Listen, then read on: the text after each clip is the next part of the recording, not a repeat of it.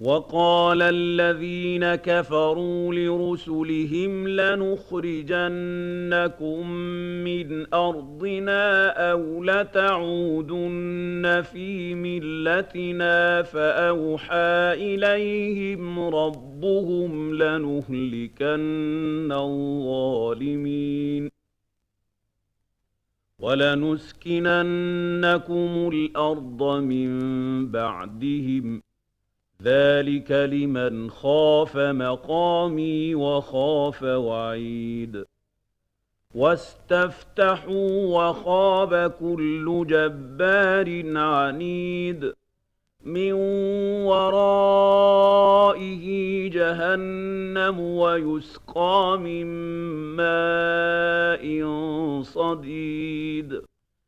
يَتَجَرَّعُهُ وَلَا يَكَادُ يُسِيغُهُ وَيَأْتِيهِ الْمَوْتُ مِن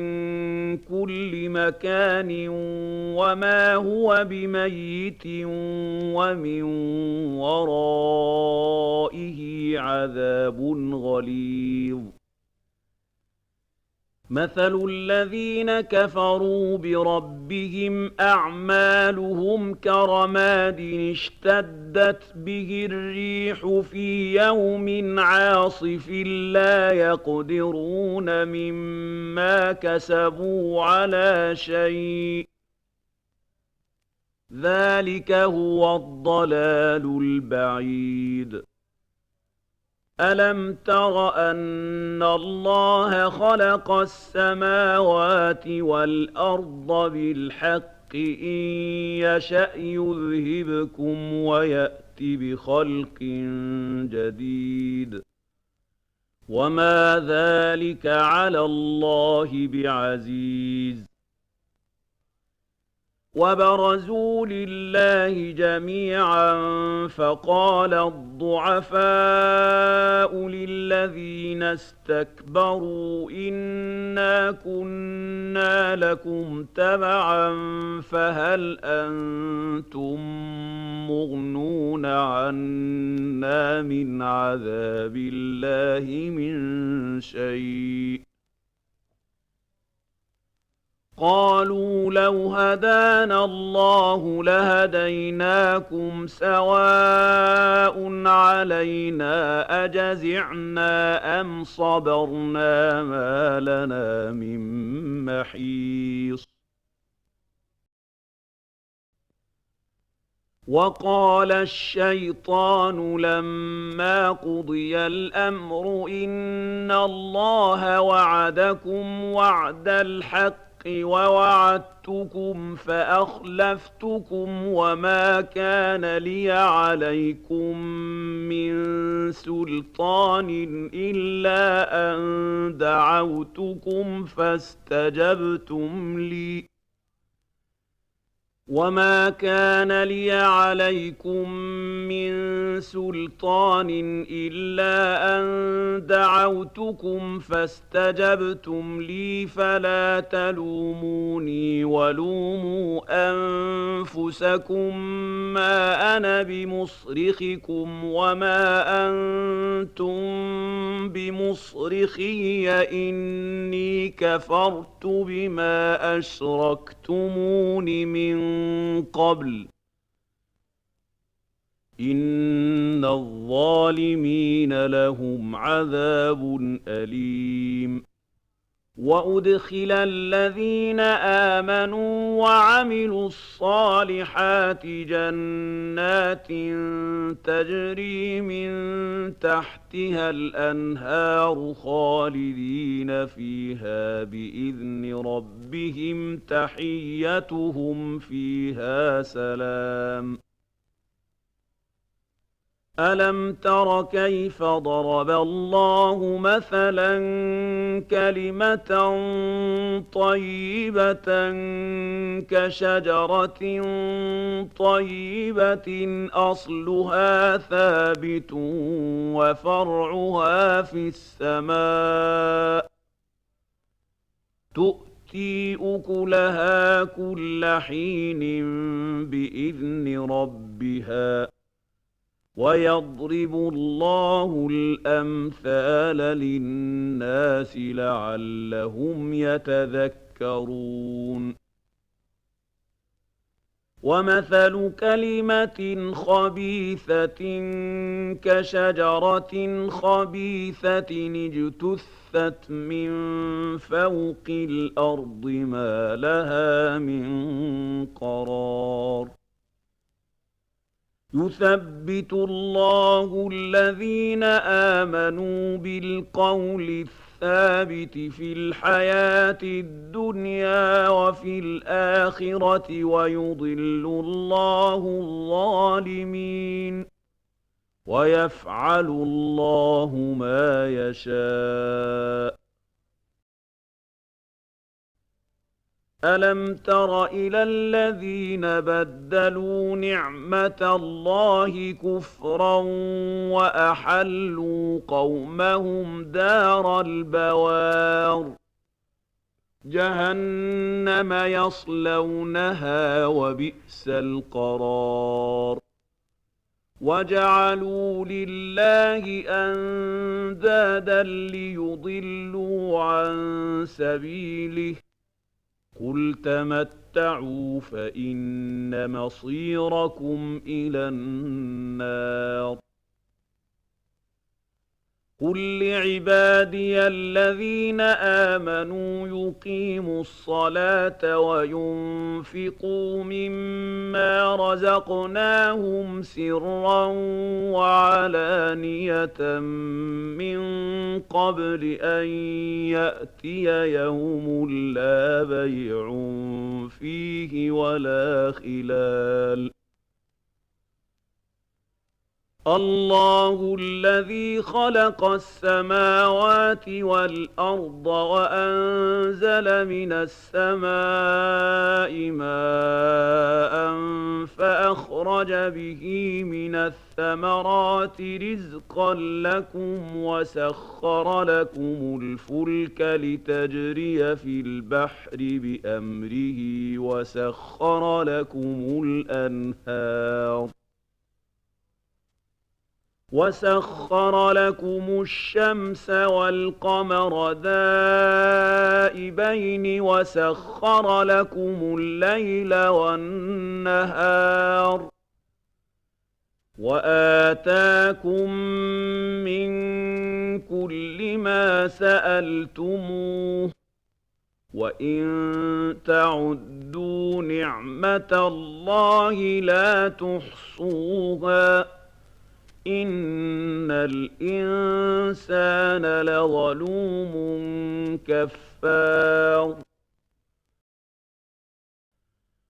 وإذ قال إبراهيم رب اجعل هذا البلد آمنا واجنبني وبني أن نعبد الأصنام رب إنهن أضللن كثيرا من الناس فمن تبعني فإنه مني ومن عصاني فإنك غفور رحيم ربنا إني أسكنت من ذريتي بواد غير ذي زرع عند بيتك المحرم ربنا ليقيموا الصلاة فاجعل أفئدة من الناس تهوي إليهم ربنا ليقيموا الصلاة فاجعل أفئدة من الناس تهوي إليهم وارزقهم من الثمرات لعلهم يشكرون ربنا إنك تعلم ما نخفي وما نعلن وما يخفى على الله من شيء في الأرض ولا في السماء الحمد لله الذي وهب لي على الكبر إسماعيل وإسحاق إن ربي لسميع الدعاء رب اجعلني مقيم الصلاة ومن ذريتي ربنا وتقبل دعاء ربنا اغفر لي ولوالدي وللمؤمنين يوم يقوم الحساب ولا تحسبن الله غافلا عما يعمل الظالمون إنما يؤخرهم ليوم تشخص فيه الأبصار مهطعين مقنعي رؤوسهم لا يرتد إليهم طرفهم وأفئدتهم هواء وأنذر الناس يوم يأتيهم العذاب فيقول الذين ظلموا ربنا أخرنا إلى أجل قريب نجب دعوتك ونتبع الرسل أولم تكونوا أقسمتم من قبل ما لكم من زوال وسكنتم في مساكن الذين ظلموا أنفسهم وتبين لكم كيف فعلنا بهم وضربنا لكم الأمثال وقد مكروا مكرهم وعند الله مكرهم وإن كان مكرهم لتزول منه الجبال فلا تحسبن الله مخلف وعده رسله إن الله عزيز ذو انتقام يوم تبدل الأرض غير الأرض والسماوات وبرزوا لله الواحد القهار وترى المجرمين يومئذ مقرنين في الأصفاد سرابيلهم من قطران وتغشى وجوههم النار ليجزي الله كل نفس ما كسبت إن الله سريع الحساب هذا بلاغ للناس ولينذروا به وليعلموا أنما هو إله واحد وليذكر أولو الألباب بسم الله الرحمن الرحيم ألف لام را تلك آيات الكتاب وقرآن مبين ربما يود الذين كفروا لو كانوا مسلمين ذرهم يأكلوا ويتمتعوا ويلههم الأمل فسوف يعلمون وما أهلكنا من قرية إلا ولها كتاب معلوم ما تسبق من أمة أجلها وما يستأخرون وقالوا يا أيها الذي نزل عليه الذكر إنك لمجنون لو ما تأتينا بالملائكة إن كنت من الصادقين ما ننزل الملائكة إلا بالحق وما كانوا إذا منظرين إنا نحن نزلنا الذكر وإنا له لحافظون ولقد أرسلنا من قبلك في شيع الأولين وما يأتيهم من رسول إلا كانوا به يستهزئون كذلك نسلكه في قلوب المجرمين لا يؤمنون به وقد خلت سنة الأولين ولو فتحنا عليهم بابا من السماء فظلوا فيه يعرجون لقالوا إنما سكرت أبصارنا بل نحن قوم مسحورون ولقد جعلنا في السماء بروجا وزيناها للناظرين وحفظناها من كل شيطان رجيم إلا من استرق السمع فأتبعه شهاب مبين والأرض مددناها وألقينا فيها رواسي وأنبتنا فيها من كل شيء موزون وجعلنا لكم فيها معايش ومن لستم له برازقين وإن من شيء إلا عندنا خزائنه وما ننزله إلا بقدر معلوم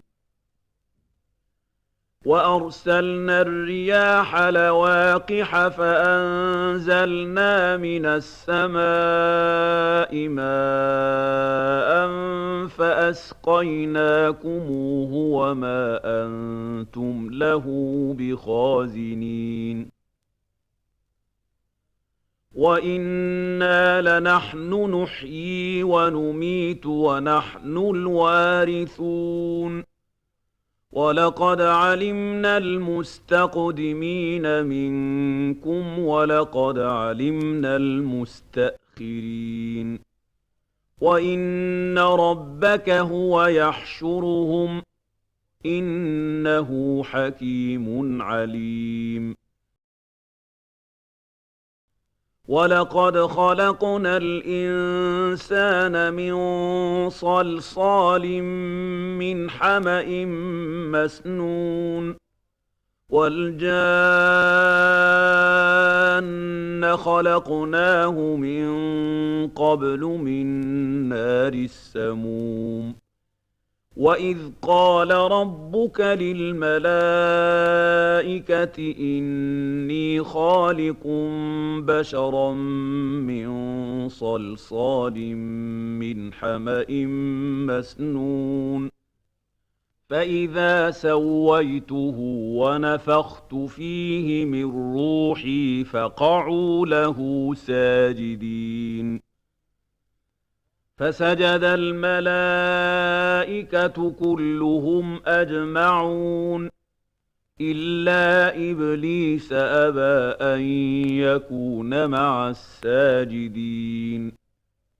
قال يا إبليس ما لك ألا تكون مع الساجدين قال لم أكن لأسجد لبشر خلقته من صلصال من حمأ مسنون قال فاخرج منها فإنك رجيم وإن عليك اللعنة إلى يوم الدين قال رب فأنظرني إلى يوم يبعثون قال فإنك من المنظرين إلى يوم الوقت المعلوم قال رب بما أغويتني لأزينن لهم في الأرض ولأغوينهم أجمعين إلا عبادك منهم المخلصين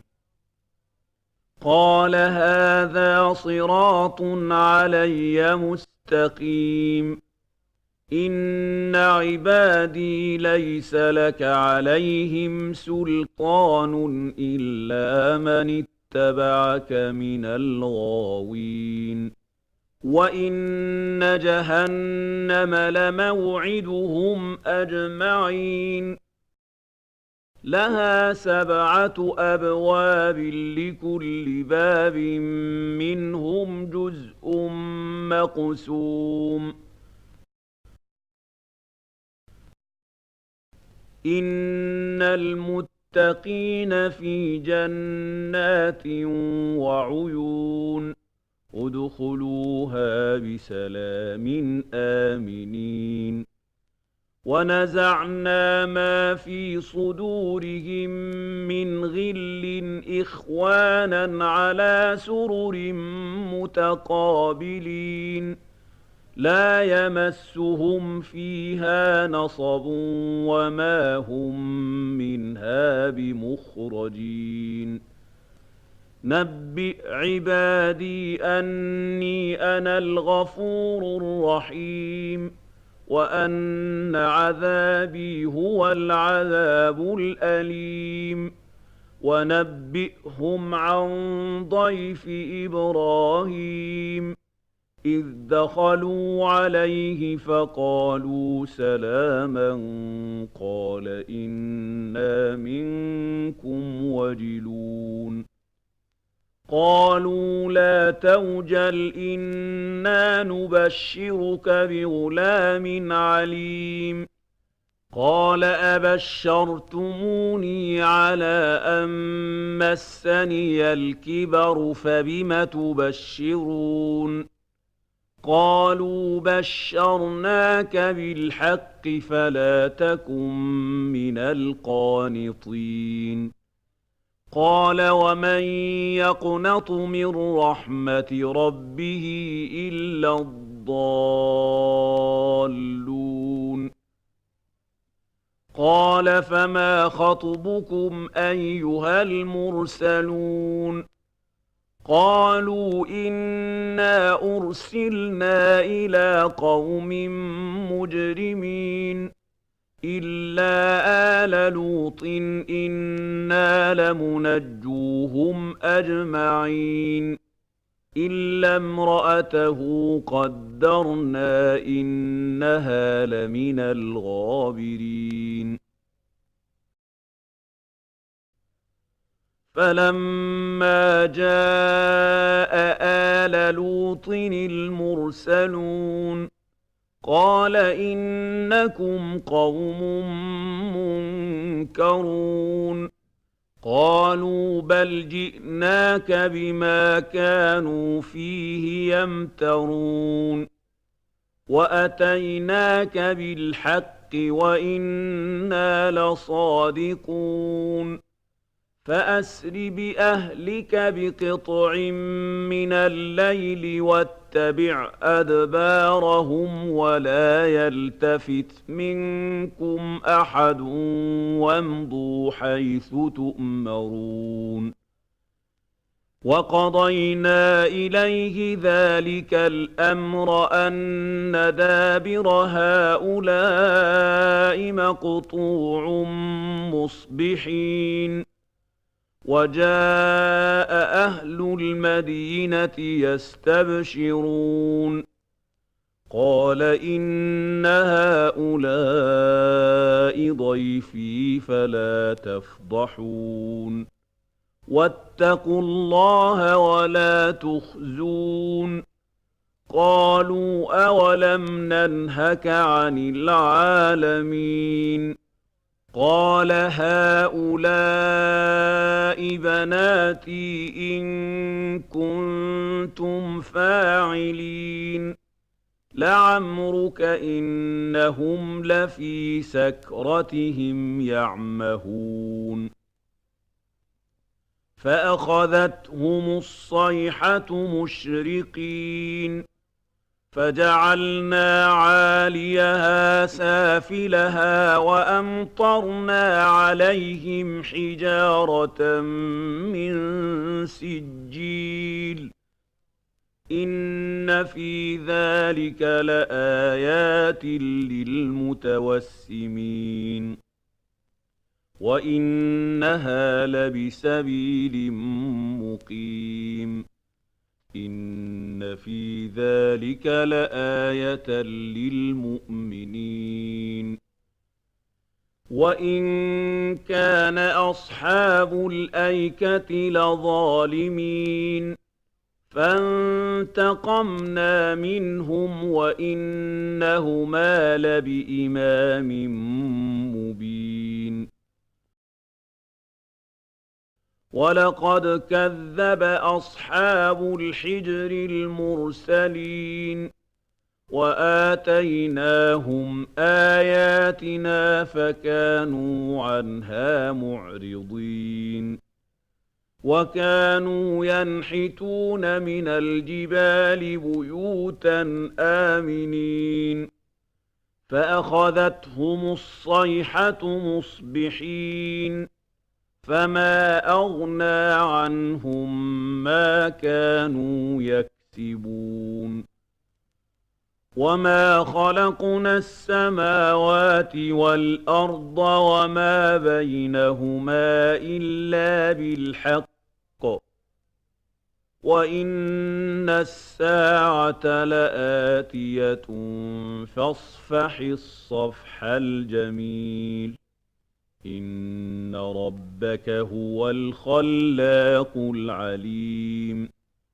ولقد آتيناك 7 من المثاني والقرآن العظيم لا تمدن عينيك إلى ما متعنا به أزواجا منهم ولا تحزن عليهم واخفض جناحك للمؤمنين وقل إني أنا النذير المبين كما أنزلنا على المقتسمين الذين جعلوا القرآن عضين فوربك لنسألنهم أجمعين عما كانوا يعملون فاصدع بما تؤمر وأعرض عن المشركين إنا كفيناك المستهزئين الذين يجعلون مع الله إلها آخر فسوف يعلمون ولقد نعلم أنك يضيق صدرك بما يقولون فسبح بحمد ربك وكن من الساجدين واعبد ربك حتى يأتيك اليقين بسم الله الرحمن الرحيم أتى أمر الله فلا تستعجلوه سبحانه وتعالى عما يشركون ينزل الملائكة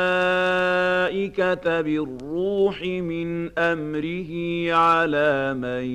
يشاء من عباده أن أنذروا أنه لا إله إلا أنا فاتقون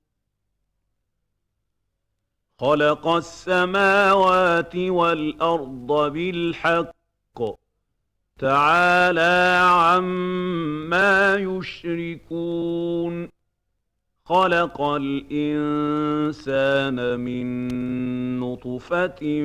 فإذا هو خصيم مبين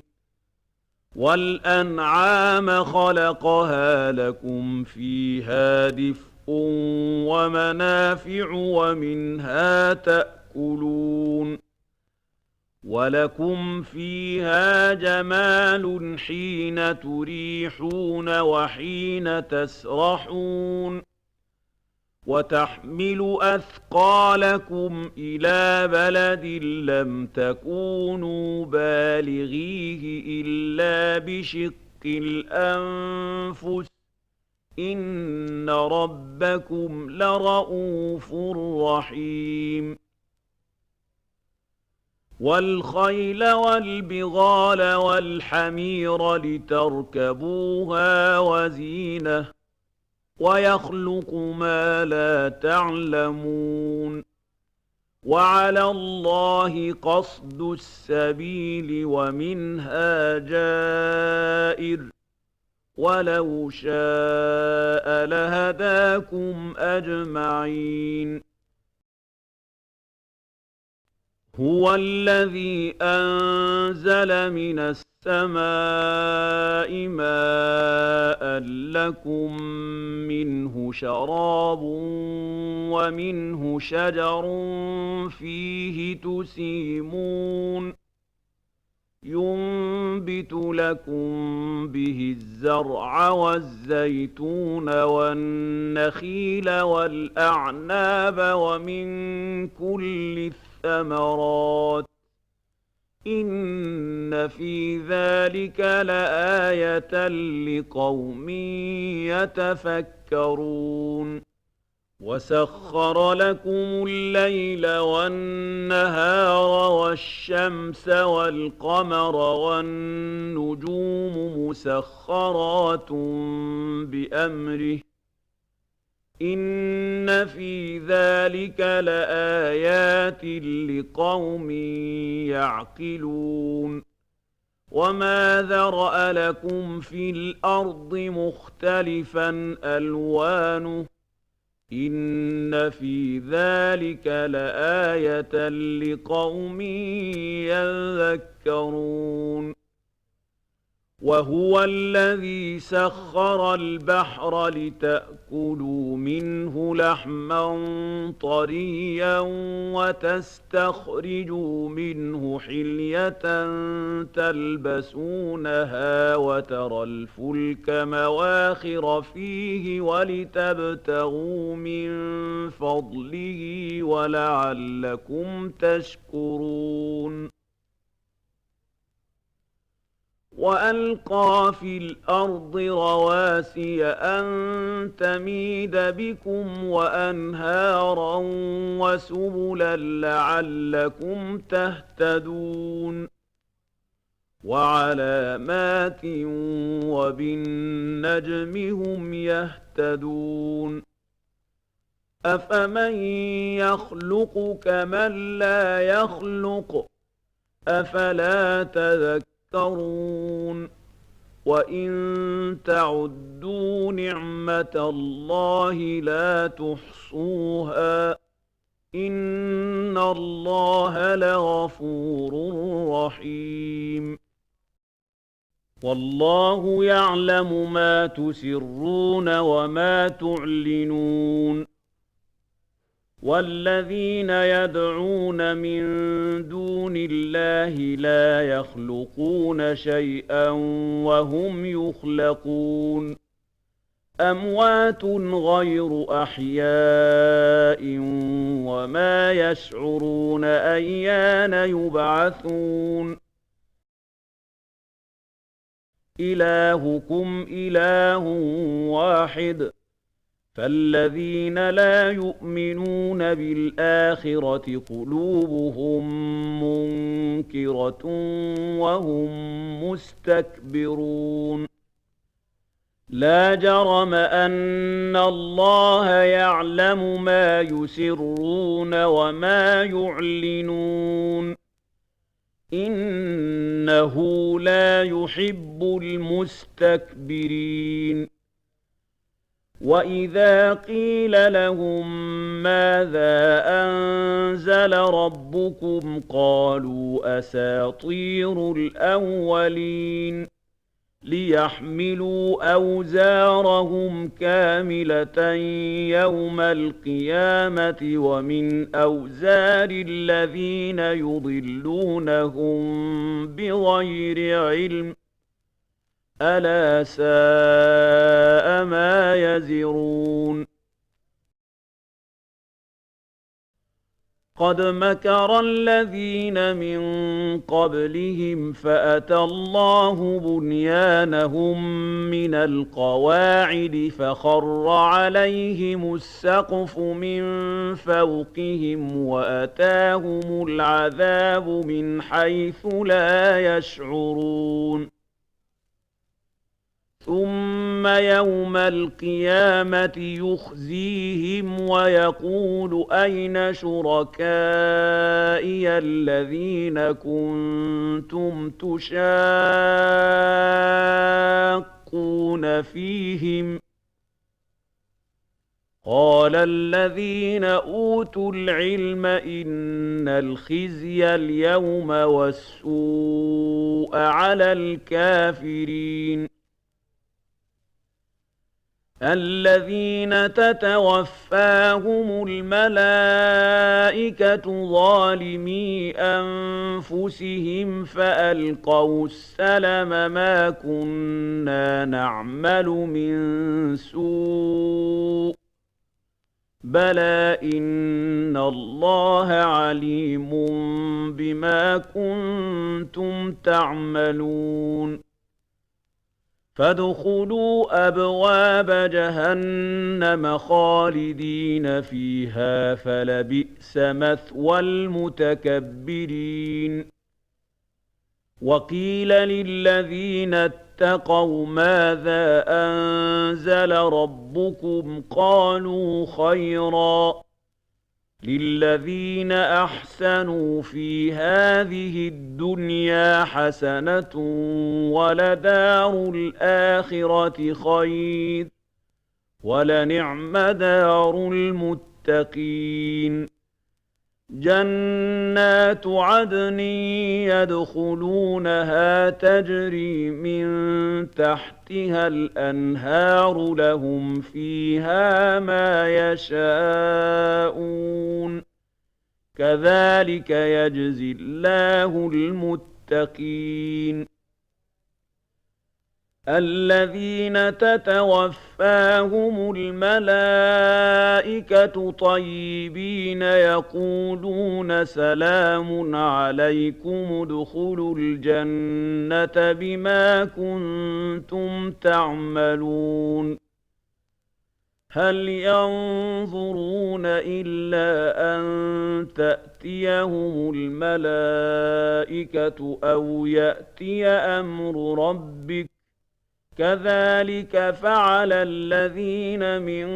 قبلهم وما ظلمهم الله ولكن كانوا أنفسهم يظلمون فأصابهم سيئات ما عملوا وحاق بهم ما كانوا به يستهزئون وقال الذين أشركوا لو شاء الله ما عبدنا من دونه من شيء نحن ولا آباؤنا ولا حرمنا من دونه من شيء كذلك فعل الذين من قبلهم فهل على الرسل إلا البلاغ المبين وَلَقَدْ بَعَثْنَا فِي كُلِّ أُمَّةٍ رَّسُولًا أَنِ اعْبُدُوا اللَّهَ وَاجْتَنِبُوا الطَّاغُوتَ فَمِنْهُم مَّنْ هَدَى اللَّهُ وَمِنْهُم مَّنْ حَقَّتْ عَلَيْهِ الضَّلَالَةُ ۚ فَسِيرُوا فِي الْأَرْضِ فَانظُرُوا كَيْفَ كَانَ عَاقِبَةُ الْمُكَذِّبِينَ إِن تَحْرِصْ عَلَىٰ هُدَاهُمْ فَإِنَّ اللَّهَ لَا يَهْدِي مَن يُضِلُّ وَمَا لَهُم مِّن نَّاصِرِينَ وَأَقْسَمُوا بِاللَّهِ جَهْدَ أَيْمَانِهِمْ لَا يَبْعَثُ اللَّهُ مَن يَمُوتُ ۚ بَلَىٰ وَعْدًا عَلَيْهِ حَقًّا وَلَٰكِنَّ أَكْثَرَ النَّاسِ لَا يَعْلَمُونَ لِيُبَيِّنَ لَهُمُ الَّذِي يَخْتَلِفُونَ فِيهِ وَلِيَعْلَمَ الَّذِينَ كَفَرُوا أَنَّهُمْ كَانُوا كَاذِبِينَ إِنَّمَا قَوْلُنَا لِشَيْءٍ إِذَا أَرَدْنَاهُ أَن نَّقُولَ لَهُ كُن فَيَكُونُ وَالَّذِينَ هَاجَرُوا فِي اللَّهِ مِن بَعْدِ مَا ظُلِمُوا لَنُبَوِّئَنَّهُمْ فِي الدُّنْيَا حَسَنَةً ۖ وَلَأَجْرُ الْآخِرَةِ أَكْبَرُ ۚ لَوْ كَانُوا يَعْلَمُونَ الَّذِينَ صَبَرُوا وَعَلَىٰ رَبِّهِمْ يَتَوَكَّلُونَ وَمَا أَرْسَلْنَا مِن قَبْلِكَ إِلَّا رِجَالًا نُّوحِي إِلَيْهِمْ ۖ فَاسْأَلُوا أَهْلَ الذِّكْرِ إِن كُنتُمْ لَا تَعْلَمُونَ بِالْبَيِّنَاتِ وَالزُّبُرِ وَأَنزَلْنَا إِلَيْكَ الذِّكْرَ لِتُبَيِّنَ لِلنَّاسِ مَا نُزِّلَ إِلَيْهِمْ وَلَعَلَّهُمْ يَتَفَكَّرُونَ أَفَأَمِنَ الَّذِينَ مَكَرُوا السَّيِّئَاتِ أَن يَخْسِفَ اللَّهُ بِهِمُ الْأَرْضَ أَوْ يَأْتِيَهُمُ الْعَذَابُ مِنْ حَيْثُ لَا يَشْعُرُونَ أَوْ يَأْخُذَهُمْ فِي تَقَلُّبِهِمْ فَمَا هُم بِمُعْجِزِينَ أَوْ يَأْخُذَهُمْ عَلَىٰ تَخَوُّفٍ فَإِنَّ رَبَّكُمْ لَرَءُوفٌ رَّحِيمٌ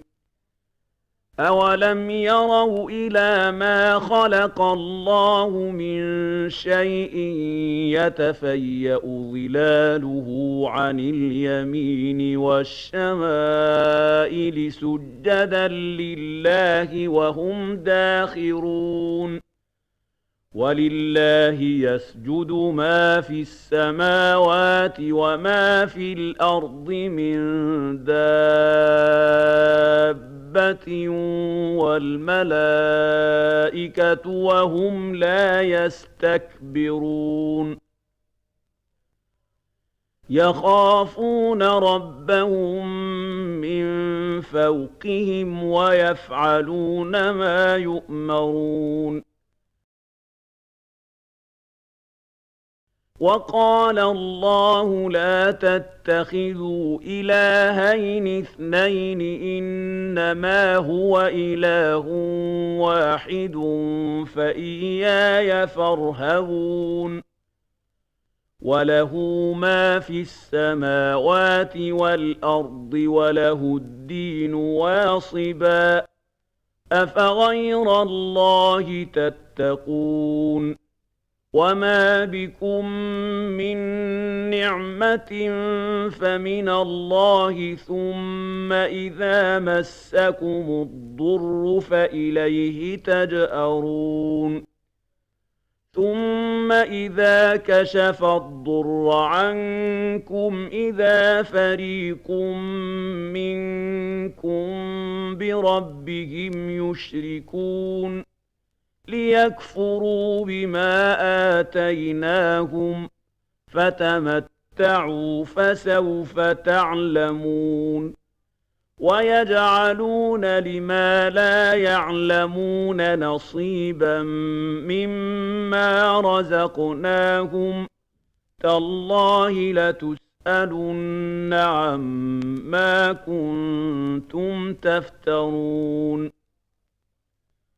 ويجعلون لله البنات سبحانه ولهم ما يشتهون وإذا بشر أحدهم بالأنثى ظل وجهه مسودا وهو كظيم يتوارى من القوم من سوء ما بشر به أيمسكه على هون أم يدسه في التراب ألا ساء ما يحكمون للذين لا يؤمنون بالآخرة مثل السوء ولله المثل الأعلى وهو العزيز الحكيم ولو يؤاخذ الله الناس بظلمهم ما ترك عليها من دابة ولكن يؤخرهم إلى أجل مسمى فإذا جاء أجلهم لا يستأخرون ساعة ولا يستقدمون ويجعلون لله ما يكرهون وتصف ألسنتهم الكذب أن لهم الحسنى لا جرم أن لهم النار وأنهم مفرطون تالله لقد أرسلنا إلى من قبلك فزين لهم الشيطان أعمالهم فهو وليهم اليوم ولهم عذاب أليم وما أنزلنا عليك الكتاب إلا لتبين لهم الذي اختلفوا فيه وهدى ورحمة لقوم يؤمنون والله أنزل من السماء ماء فأحيا به الأرض بعد موتها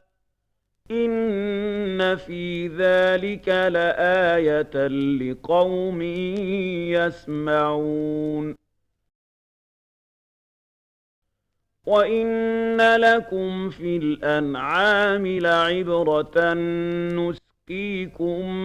مما في بطونه من بين فرث ودم لبنا خالصا سائغا للشاربين ومن ثمرات النخيل والأعناب تتخذون منه سكرا ورزقا حسنا إن في ذلك لآية لقوم يعقلون وأوحى ربك إلى النحل أن اتخذي من الجبال بيوتا ومن الشجر ومما يعرشون ثم كلي من كل الثمرات فاسلكي سبل ربك ذللا يخرج من بطونها شراب مختلف ألوانه فيه شفاء للناس إن في ذلك لآية لقوم يتفكرون والله خلقكم ثم يتوفاكم ومنكم من يرد إلى أرذل العمر لكي لا يعلم بعد علم شيئا إن الله عليم قدير والله فضل بعضكم على بعض في الرزق فما الذين فضلوا براد رزقهم على ما ملكت أيمانهم فهم فيه سواء أفبنعمة الله يجحدون والله جعل لكم من أنفسكم أزواجا وجعل لكم من أزواجكم بنين وحفدة ورزقكم من الطيبات